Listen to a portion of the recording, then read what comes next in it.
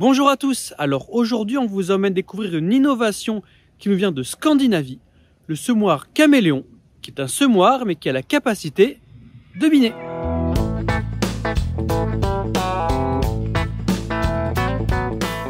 On est à Avesnes-en-Bray, dans le pays de Bray, sur la ferme Les Champs de Bray de Thomas et Charlène Fourdinier. Thomas, avec un autre agriculteur situé dans le pays de Caux, a fait venir un semoir qui vient de Suède, qui s'appelle le Caméléon. En fait, c'est pas juste un semoir, c'est un système qui permet de biner, de semer et de fertiliser avec le même outil. L'idée, c'est de suivre les résultats, les performances de cet outil dans nos sols normands. Donc on aura des essais à la fois en limon, en argile, en sable, différents types de sols, et on va suivre à la fois les semis en bande, l'efficacité du binage, et puis aussi l'idée c'est de travailler sur les couverts avec des couverts qui sont semés plus tôt, plus efficaces. Donc on va faire des pesées, des reliquats entrée d'hiver, et le troisième plan d'essai ce sera sur la structure du sol, parce que sur les cultures bio de printemps, l'agriculteur voit un impact de la structure des sols trop tassés.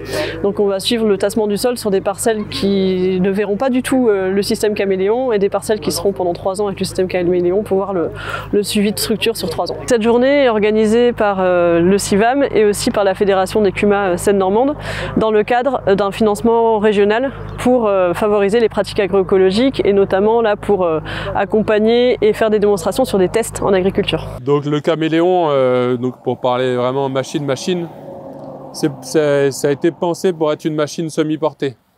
Parce que à la base, l'ARS se disait il faut pouvoir exploiter au mieux la puissance des machines. Mais moi, j'ai pas envie de... Donc il faut du débit de chantier, parce que les périodes qui sont bonnes pour intervenir, c'est comme chez nous, le bon timing pour mettre de la fertie ou pour biner ou faire des sous-semis, souvent il est court. Donc même sur une ferme de, à l'époque, 160 hectares, il fallait qu'il y ait du débit de chantier. Il dit, surtout, on passe du temps à faire l'élément. Une fois qu'on a des éléments, si ça fonctionne, il faut en mettre plus pour avoir du débit de chantier. Donc dès le départ, il a fait une machine semi-portée. Et aujourd'hui, je pense que sur 300 machines, il y en a 299 qui sont semi-portées. Donc, quand on réfléchissait à faire venir quelle machine on prenait, en fait, on a pris la machine moyenne, donc c'est un 8 mètres. Les espacements sur notre machine, c'est 25. Dans les faits, on peut faire 22,5, 25 et 33. Et puis, quand c'est à 25, on peut faire 50 et 75. Là aussi, dans les faits, les gars qui font conventionnel et bio sont à 25. Les bio sont tous à 33. Ils sont tous à 33 parce qu'en fait, avec les différents socs qui sont possibles sur la machine, en fait, ils sèment une bande de 12 cm, tous les 33 cm. Ce qui fait qu'ils ont une patte doigt pour biner qui est plus large, et ils binent une plus large surface du champ, une proportion plus importante du champ, dans l'idée d'avoir les champs propres. Et ils poussent le bouchon jusqu'à dire, mais en fait, si tu as un champ qui est sale et que tu n'as pas d'élevage ou tu n'as pas vraiment de débouché pour, je sais pas, de la luzerne ou de la prairie temporaire, et tu sèmes un rang sur 2 et tu vas semer à 50 ou à 60, ce qui paraît un peu débile parce que c'est trop large. Il dit oui, c'est trop large, mais en fait, cette année-là, tu as beaucoup plus de temps et d'espace pour biner, et c'est comme ça que tu vas nettoyer ta parcelle. Donc ils nous ont montré des retours d'expérience où ils ont semé du blé de printemps à 50, ce qui paraît un peu rigolo, mais il dit c'est pas, si tu fais 60 à 25, tu vas pas faire 30 en semant à 50. Tu vas faire 40, parce que en fait les tiges à l'extérieur voient beaucoup de lumière. Donc on peut semer à 22,5, à 25 ou à 33. Dans la conception de la machine, comme la machine doit à la fois biner, semer des graines, mais aussi pour eux localiser de l'engrais. En fait, le problème de localiser de l'engrais, c'est qu'on n'a pas de débit de chantier parce que les systèmes quantité qu'on veut mettre en éléments fertilisants. Parce qu'il faudrait mettre 800 kg, 900 kg, 1 tonne. Mais sauf qu'en fait, il n'y a pas de trémie frontale qui est capable de débiter une tonne en 8 mètres. Donc ce qu'ils ont fait, en fait, le problème, c'est que souvent, il y a un doseur. Donc eux, ils sont repartis plutôt des semoirs, peut-être ancienne génération en tout cas. Donc vous voyez qu'il y a une rangée de cannelures par moitié de semoir. Ce qui fait forcément que quand on étalonne pour semer du blé, eh ben, on étalonne les 2 moitiés de semoir, ok. Mais en fait, ce choix de distribution permet de débiter ouais, 1 tonne hectare. Et quand on a dit quelle vitesse, ils ont dit « Oh, assez vite ». Oui, bon, c'est quoi assez vite? Bon, il dit « Ouais, 7-8 à l'heure, tu débites 1 tonne à l'heure hein, si tu as besoin ». Donc c'est pour ça que vous avez les rangées de cannelures de chaque côté. Forcément, les Scandinaves, c'est les rois des semences de gazon et des semences de légumineuses, des semences prairiales en général. Et donc, ils font énormément de sous-semis dans les blés ou dans les orges de printemps. Donc, on peut avoir une petite trémie comme nous, on a aussi devant. Et cette petite trémie, eh ben, en fait, elle peut permettre de semer en même temps qu'on bine ou en même temps qu'on sème. Sur la dent, vous avez le tube qui est au milieu, le tube principal. Donc, c'est celui-là qu'on va utiliser pour semer les céréales. Et en dessous, il y a comment dire, il y a une sorte d'éclateur. Et puis ici, vous avez un sélecteur qu'on peut mettre soit pour envoyer les petites graines à la volée devant la roue, soit en fait, on peut le faire tourner pour qu'il sème en profondeur et que ça se retrouve à la même profondeur que le grain. Donc, sans entrer dans les détails, il y a vraiment pas mal de possibilités. Plutôt suivant les agriculteurs, dans les échanges avec eux, ce qu'on a compris, c'est ils ont fait un élément de semis qui était polyvalent, mais souvent les agriculteurs, ils l'utilisent à peu près tout le temps de la même manière. Parce que même si c'est modulable, s'il y a, je sais pas, 20-30 éléments, forcément à chaque fois que si on sème l'orge de printemps un jour et que le lendemain on va biner du blé et qu'après on rechange, on va pas être tout le temps en train de changer les sélecteurs, les éclateurs, les pas de doigts. En fait, vous avez une mécanindus qui permet de changer la largeur des pas de doigts. On a semé à l'automne avec les petites pas de doigts.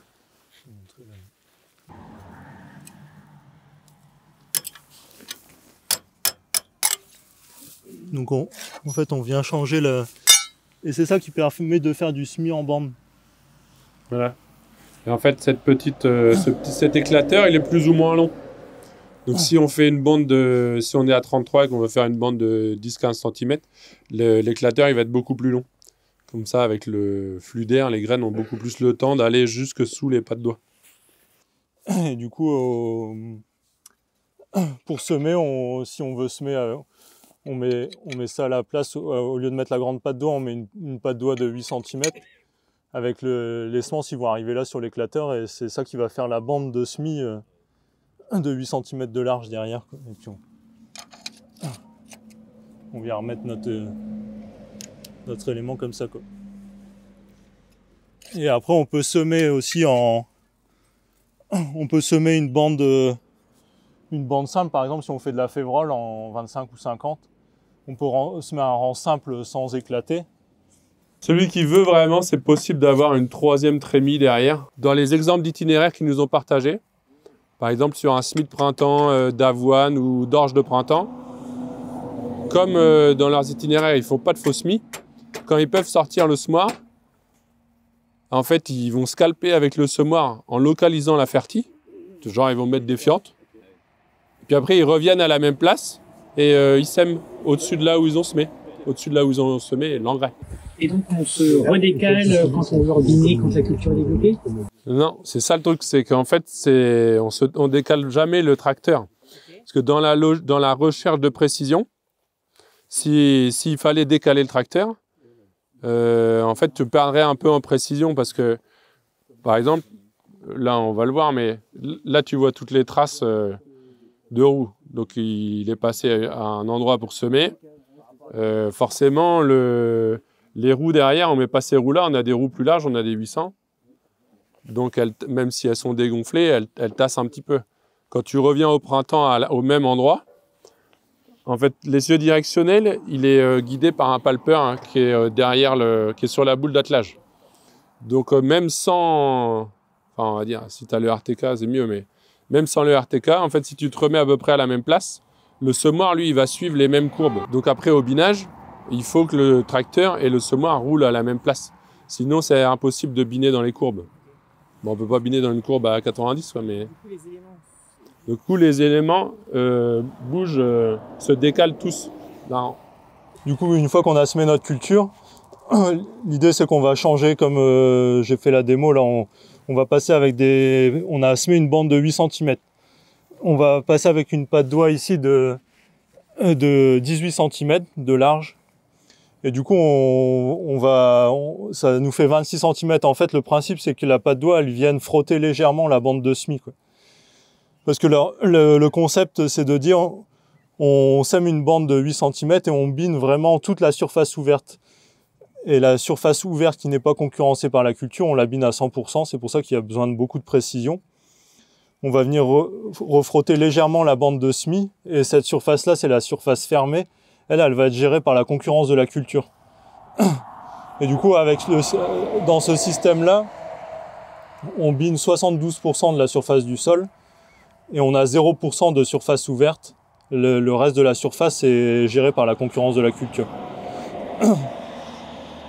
Et donc, une fois qu'on a fait notre semis, on change notre patte doigt.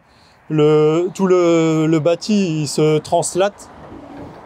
Donc vous verrez pendant la démo, il y a un vérin sous la trémie qui va faire bouger le châssis. Donc nous on va repasser au même endroit avec le tracteur, on va décaler le châssis de 25 cm pour que les pattes doigts se retrouvent dans l'inter-rang.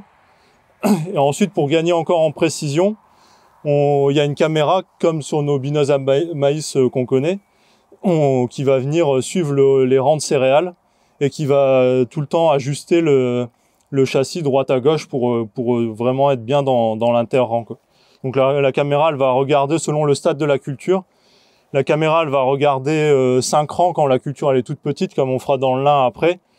Ici, on lui fait regarder soit 3 rangs, soit 1 rang selon les conditions.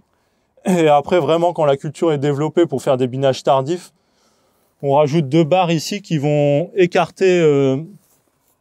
qui vont juste garder un rang et qui vont écarter les 2 rangs de chaque côté pour vraiment que la caméra voit bien un seul rang, qui permet de faire des binages tardifs. Parce que le système, il a été réfléchi vraiment, comme je vous disais au début, pour gérer les chardons et les rumex. Donc pour gérer des chardons et des rumex au printemps, il faut quand on le scalpe une première fois, le chardon ou le rumex, il repousse. Donc on va venir le scalper une première fois en mars ou avril, par exemple, lors d'un binage précoce. Et l'intérêt d'avoir une grande largeur d'outils, c'est qu'on va venir faire un binage tardif, donc comme on fait ici dans le blé. Donc c'est pour ça que on crée des trains de tonneaux, comme sur un pulvé. Et l'intérêt que l'outil soit large, c'est qu'on ne perde pas beaucoup de surface de culture, quoi. Donc là, quand on est en 8 mètres, on détruit 2 rangs sur 8 mètres, donc on détruit 6% de la culture. Quand on est en 9 mètres, on détruit 5% de la culture. Alors que si on est en système 4 mètres ou 3 mètres, on détruit beaucoup plus de surface de culture. C'est pour ça qu'ils ont voulu que ça soit un outil...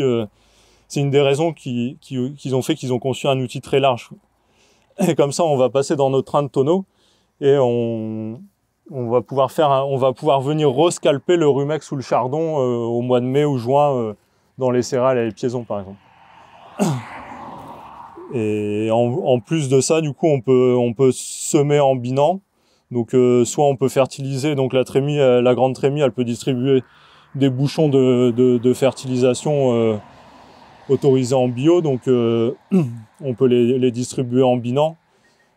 Ce qu'ils font aussi en Suède, c'est qu'ils passent très tôt, dès la sortie de l'hiver, dès que les conditions le permettent, ils mettent la fertilisation très tôt. Donc, ils passent juste en dents fines pour juste introduire la fertilisation.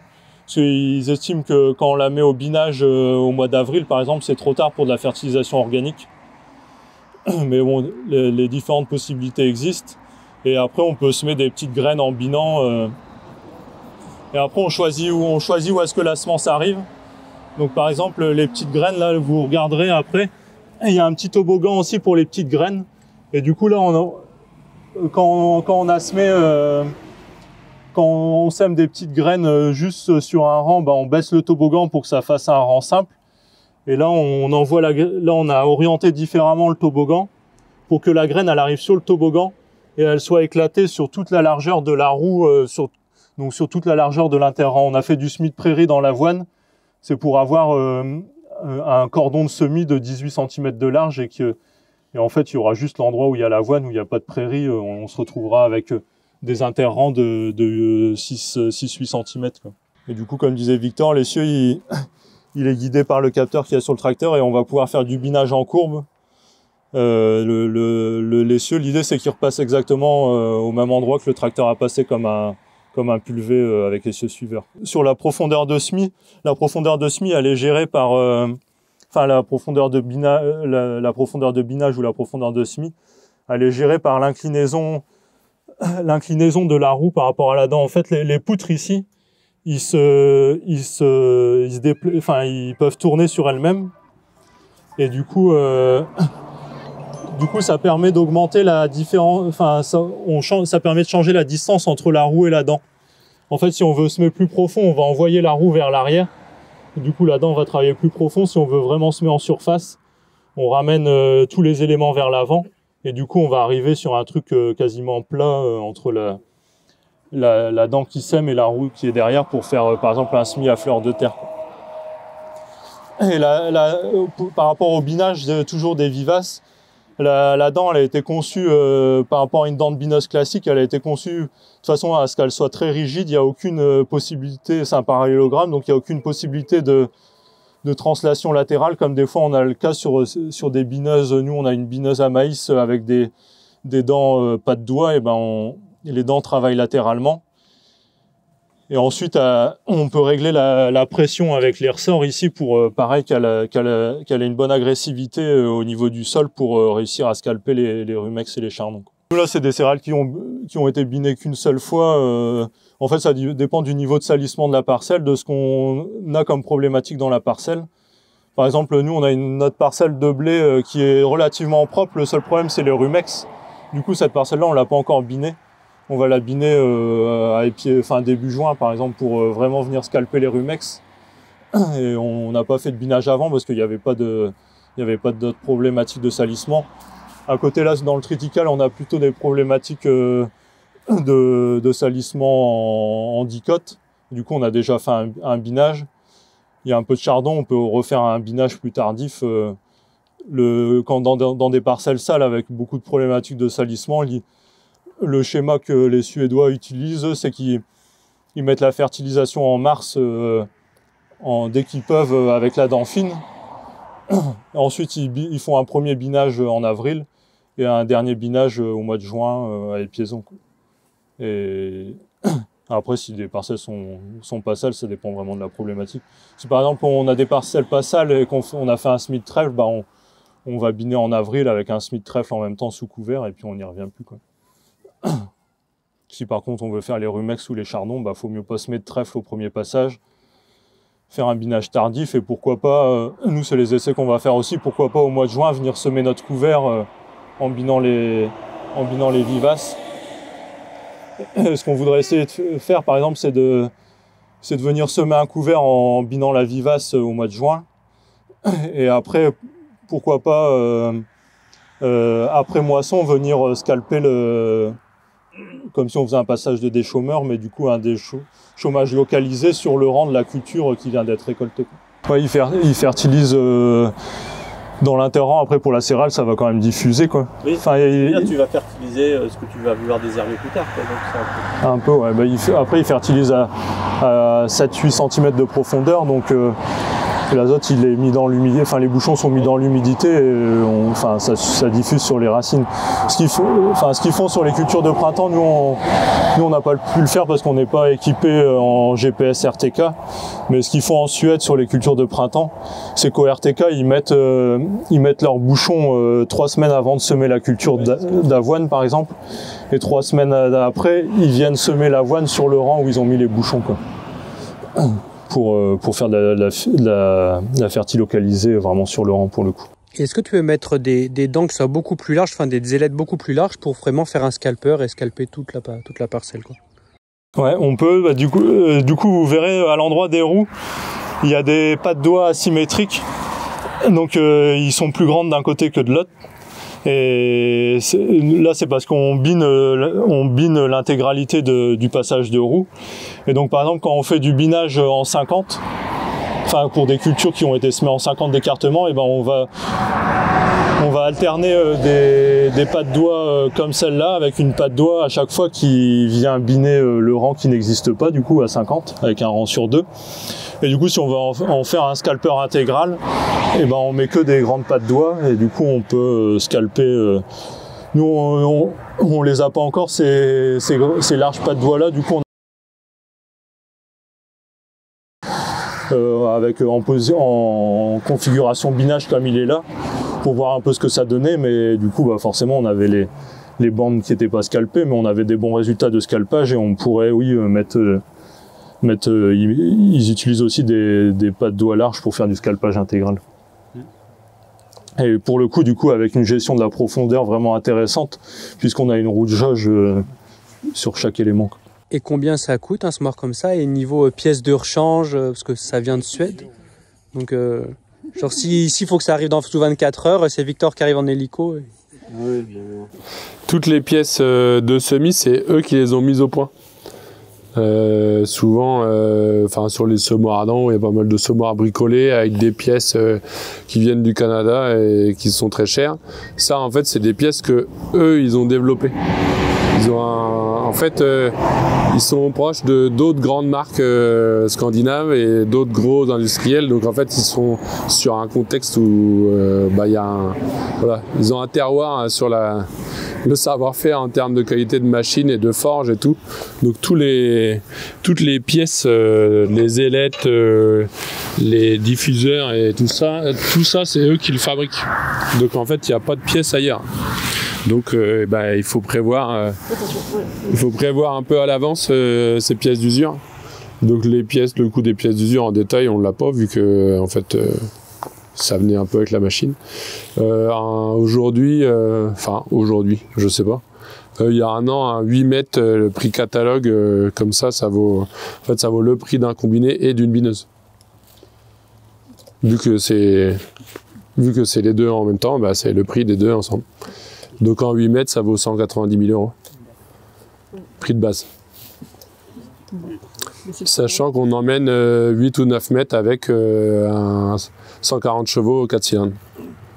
Alors que si vous comptez un combiné 6 mètres et une bineuse 6 mètres, il faut 200 chevaux. Donc, et vous ne ferez pas le boulot que fait le caméléon. Et en vitesse d'usure de pièces, ça use pas trop vite?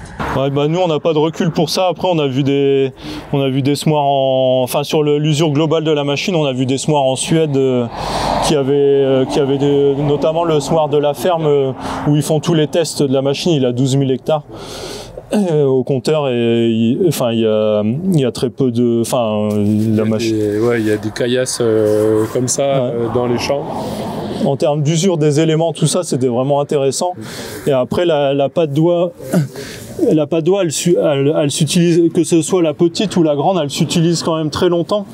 Parce que en fait, à force, elle va devenir en V comme ça. Mais elle prend toujours la bonne largeur, quoi. Et en fait, là, on bine avec les socs de semis. Parce qu'en fait, si on faisait suffisamment d'hectares de binage, on aurait des socs, des dents spécifiques.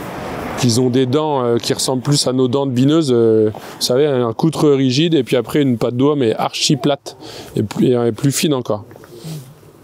Qui permettrait éventuellement de faire moins de foisonnement. Mais comme on apprend et que c'est la première saison, etc., et que c'était un truc en plus, on fait avec ça. Donc il y a des agriculteurs qui font du SD avec, parce que moi c'était ma première question. Eux ils marchent qu'avec la dent fine ou les petits socs.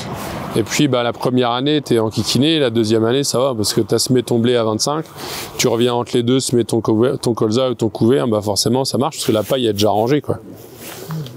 Après si tu commences à mélanger la paille broyée et de toute façon n'importe quel semoir c'est la misère. On n'a pas broyé des chômés. Et, le jaune ou rouge ou bleu, ça pareil. Sur la partie, là c'est pareil, en fait la majorité des paysans qui sont équipés de caméléons, c'est des gars qui sont en bio et plutôt avec du travail du sol conventionnel.